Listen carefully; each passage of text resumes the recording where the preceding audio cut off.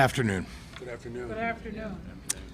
Over the weekend, we received numerous confirmed reports of federal agents from ICE and Customs and Border Patrol abusing their power, intimidating innocent civilians, and waging war on our people. All of this has been aimed at causing chaos and mayhem in the hopes of creating a pretext to deploy military troops against Chicago and Broadview and other suburbs, just as the president is doing right now in Oregon.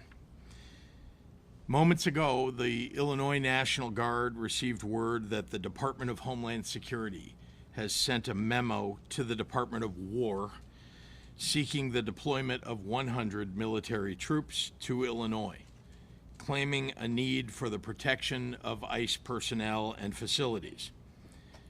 What I have been warning of is now being realized. One thing is clear, none of what Trump is doing is making Illinois safer. 2 weeks ago, a man was shot and killed by ICE in Franklin Park, Illinois. Shortly after, ICE issued a statement justifying the killing, saying the federal agent was seriously injured. The Chicago Sun-Times has brought to light that the injuries were, in the agent's own words, nothing major. A man is dead. A community is shaken up. And we are yet again left with more questions than answers. On Saturday, federal agents wreaked havoc on the village of Broadview, a small suburb west of Chicago with 8,000 residents.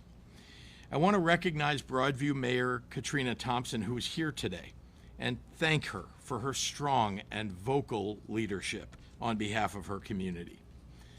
I also want to thank Broadview's police chief, Thomas Mills, for his steady leadership and partnership with state and surrounding local law enforcement. In Broadview, people nonviolently holding signs and chanting against brutality, expressing their First Amendment rights, have been regularly attacked with chemical agents like tear gas, pepper spray, rubber bullets, and flashbangs. Agents reportedly unholstered their guns and pointed them at protesters. In their own words, ICE intended to unleash, quote, a shit show in the Broadview community. Without provocation and acting like jackbooted thugs, ICE has attacked and detained members of the press, including an independent journalist. A CBS Chicago correspondent had chemical munitions fired at her car where there were no protesters in sight. And we have received many reports of U.S. citizens being detained for simply stepping onto the public street. That brings us to yesterday.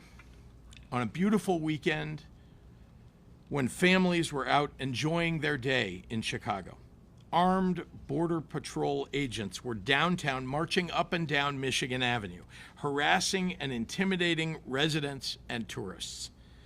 In Millennium Park, federal agents interrogated a family as their small daughter held onto her doll and appeared to try to translate for her parents.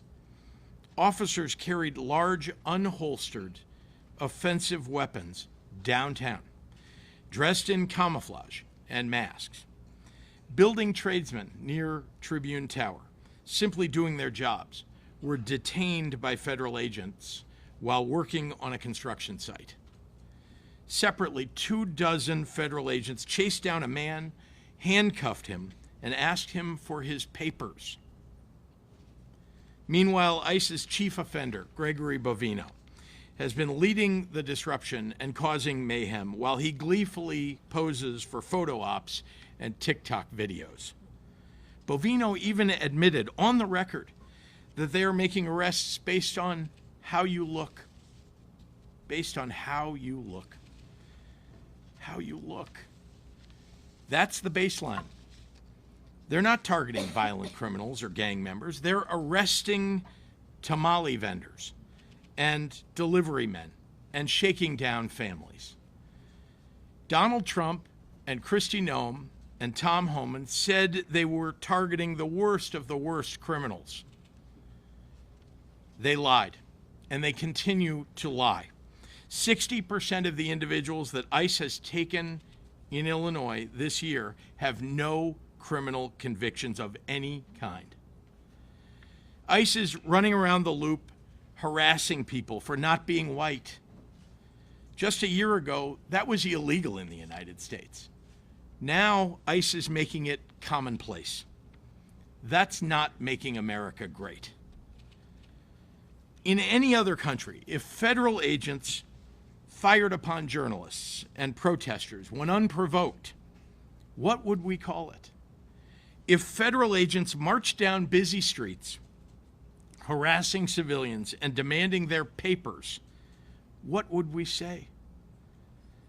I don't think we'd have any trouble calling it what it is: authoritarianism. So let's not pretend it's something else when it happens in our American cities. The MAGA Republican-supported invasion of Portland and Chicago and LA and Washington, D.C. is not making us any safer. Instead, it is putting our people in danger. This is an attack on neighborhoods, on lawful residents, on U.S. citizens. That's not preventing crime, as Donald Trump claims. That's threatening public safety.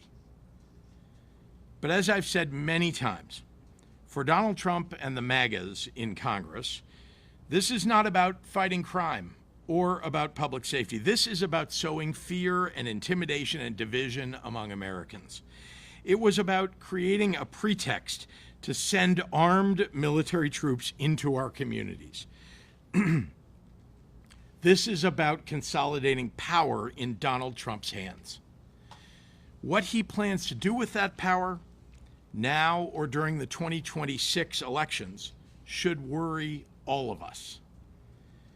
When you add to that the Trump administration's effort to label as dangerous free speech critical of him, White House senior staff calling the Democratic Party fascist, the Trump-appointed FCC chair threatening to revoke broadcast licenses, and the approval of a merger in order to silence late-night comedians, Trump's threats to jail political opponents, you cannot call this anything except an attack on the Constitution of the United States.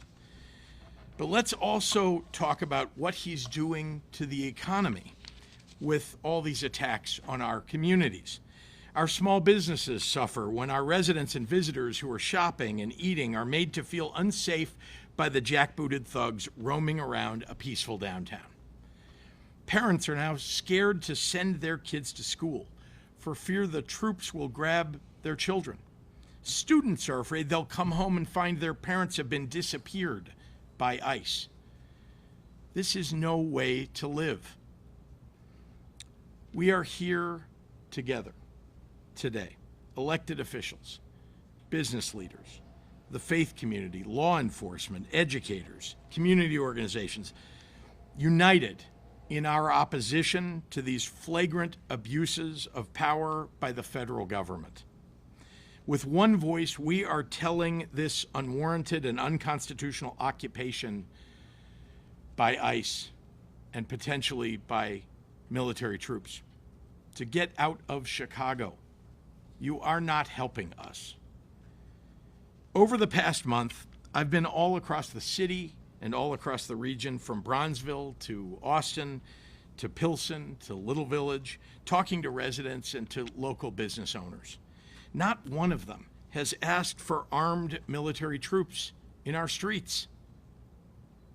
They have all said loudly that there is no emergency here on the ground that requires the deployment of military troops or the use of military tactics.